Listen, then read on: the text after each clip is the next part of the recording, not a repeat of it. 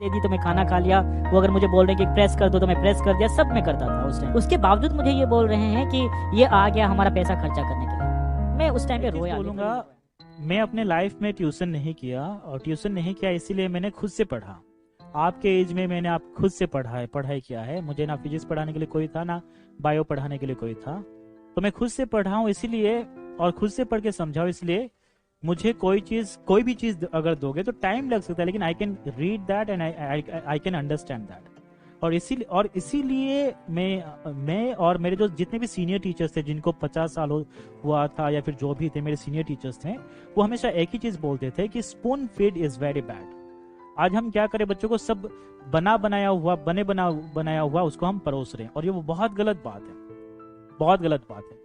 आपको हमें सोचने के लिए मजबूर करना है, आपको थिंकिंग करने के लिए मजबूर करना है। अगर आप सिर्फ रट के चले जाओगे तो आपका कोई फायदा नहीं है, कोई फायदा नहीं है, ठीक है ना। आपको समझना है, चीजों को समझ के पढ़ना है। हाँ, समझने के बाद आपको याद करने का ट्रिक हम बता सकते हैं, लेकिन बिना समझाए हम उसको याद ऐसे कर दो बोलूंगा तो वो तो आपके साथ धोखा हो रहा है ना, धोखा हो रहा है।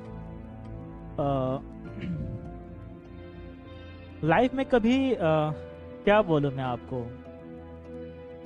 हे बच्चों, बहुत सारी बातें हैं जो बोलूंगा तो वो खत्म नहीं होगा, और मैं थोड़ा इमोशनल हो जाऊंगा, क्योंकि मैं अगर अपने पीछे लाइफ को सोचता हूं तो मुझे पता है ना, आप लोगों के पास कम से कम मोबाइल है जिससे आप देख के पढ़ पा रहे हो। मेरे पास कुछ भी फैसिलिटीज नहीं थी, कुछ भी फैसिलिटी नहीं था। तो वो सब सिचुएशन होके गया हूँ।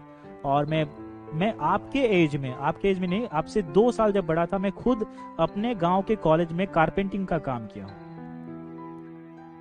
मुझे कोई शर्म नहीं है कोई भी काम करने के लिए उस टाइम पे, क्योंकि मेरे पास पैसा नहीं था पढ़ने के लिए, तो मैं पढ़ाई नहीं कर पाया था।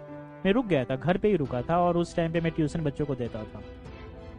तो ये था कि उस टाइम पे मेरे जीजू जो हैं वो काम करते थे, वो कारपेंटर थे, तो उनके साथ में जाके, मेरे गांव के कॉलेज है वहाँ पे लड़का लड़कियां होते थे, फिर भी मैं जाके वहाँ पे कारपेंटिंग का काम कर, मुझे अच्छे से नहीं आता, लेकिन काटना वाटना उस टाइम पे मैं करता था। और उस टाइम पे ये मशीन उतना अवेलेबल नहीं होता था, और हम लोग अफोर्ड नहीं कर पाते थे, मैं करता था। मैं कभी हारा नहीं, हार नहीं माना। हाँ, जब भी मैं थोड़ा सा लो फील किया उस टाइम पे, जो ऊपर वाला है उन्होंने मुझे कंफर्ट किया बहुत अच्छे से, इसलिए मैं उनको शुक्रगुजार हूँ उनका, ये है। और ऐसा भी सिचुएशन आया था, मैं एक सिचुएशन बताता हूँ। मैं किसी के घर में था, वहां पे रह के पढ़ना था मुझे, है ना। मैं पढ़ने के लिए वहां पे बैठा था, शायद मैं आपको बोला हूँ, ये पता नहीं बोला हूँ कि नहीं। मैं उनके एक बेडरूम में सोया हूँ, उनके एक नाती के साथ, उसके बगल वाले बेडरूम, और वो लोग मेरे बारे में बात कर रहे हैं और बोल रहे हैं कि जीतू हमारे पास आ गया, हमारे पास, और हमारे खर्चा बढ़ाने के लिए आ गया, ऐसे ऐसे बात कर रहे हैं। उस टाइम इतना दुख लगा था ना, इतना दुख लगा था। मुझे जाने के लिए कोई जगह नहीं है, कहाँ पे जाके मैं पढ़ाई करूँ, कुछ भी। मैं किसी दूसरी जगह गांव में आया हूँ ना, जयपुर ही उसका नाम है, तो जयपुर में था मैं उस टाइम पे, और मैं वहां पे लेटा हुआ हूँ। मुझे खाने के लिए मांगने के लिए भी ये सोचना पड़ता था, क्योंकि मैं अगर खाना मांगू तो वो क्या बोलेंगे, तो मैं कुछ नहीं बोलता था। वो जब मुझे खाना दे दी तो मैं खाना खा लिया। वो अगर मुझे बोल रहे हैं कि प्रेस कर दो तो मैं प्रेस कर दिया, सब मैं करता था उस टाइम पे, सब मैं करता था। लेकिन उसके बावजूद और उनके बच्चे को मैं पढ़ा रहा हूँ, उसके बावजूद मुझे ये बोल रहे हैं कि ये आ गया हमारा पैसा खर्चा करने के लिए। मैं उस टाइम पे रोया, लिटरली रोया। फिर उसके बाद नेक्स्ट डे मैंने घर पे बात किया और मैंने बोला कि मैं आ रहा हूँ। फिर मैं घर चला गया, और मैं 2 साल ऐसे ही रहा, मैं 2 साल ऐसे ही रहा। तो लाइफ में बहुत सारे प्रॉब्लम्स आते हैं। किसी को फाइनेंशियल प्रॉब्लम आता है, तो किसी के लाइफ में हेल्थ इश्यूज आते हैं, किसी तो बहुत सारे इश्यूज आते हैं। लेकिन हमें क्या है कि हमें मन छोटा नहीं करना है, गिव अप नहीं करना है।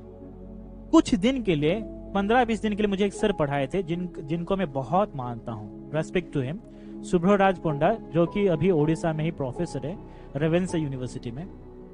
तो वहां पे रेवेन्सा कॉलेज नहीं, सॉरी, वो है कहाँ पे, बरहमपुर यूनिवर्सिटी में।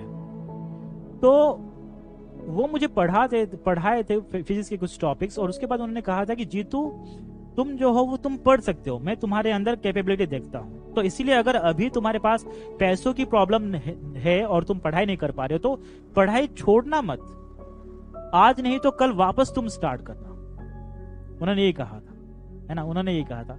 तो देखो, और वो पता है, मैं जब IIT रुड़की में पढ़ रहा था उस टाइम पे वो वहाँ पे आए भी थे, अपने यूनिवर्सिटी की तरफ से कुछ प्रोजेक्ट था उनका, तो वहाँ पे आए थे, वहाँ पे मेरे साथ रुके थे वो।